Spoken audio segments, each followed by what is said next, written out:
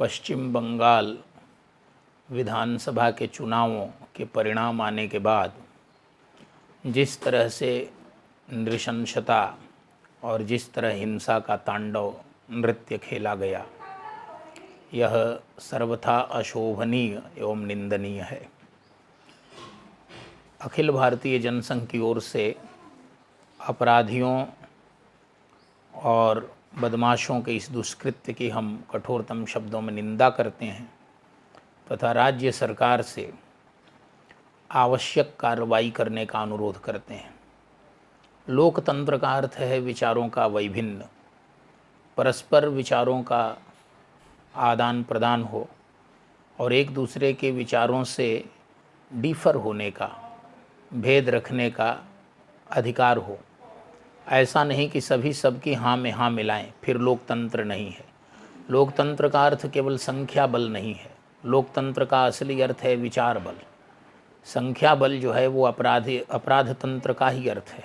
लोकतंत्र में विभिन्न विचारों के लोग एक साथ रुकें, एक साथ विचार करें और एक साथ विचार विनिमय करके सत्य का अन्वेषण करें, ये लोकतंत्र का अर्थ है।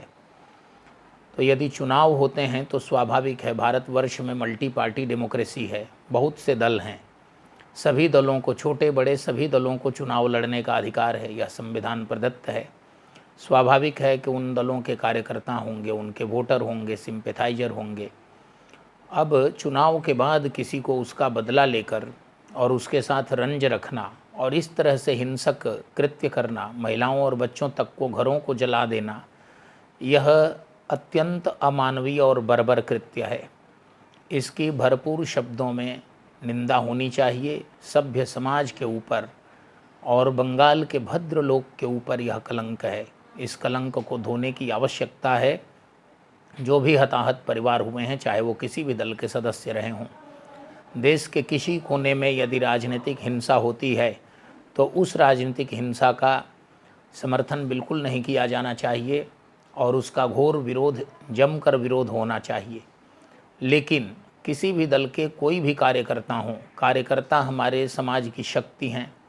कार्यकर्ता आधारित राजनीति जब होती है तो राजनीति शुद्ध होती है और कारपोरेट आधारित राजनीति जब हो जाती है, मसल्स पावर और बाकी बाहुबलियों और बदमाशों के ऊपर जब राजनीति आधारित हो जाती है तो राजनीति में विकृति वहीं से आने लगती है। राजनीति को शुद्ध करने के लिए और लोकतंत्र को जीवंत रखने के लिए अलग अलग विचारों के दल होने चाहिए, अलग अलग विचारों के नेता होने चाहिए, उनके समर्थक, उनके कार्यकर्ता होने चाहिए और देश हित में जो सही विचार हों उन विचारों पर बहस होनी चाहिए।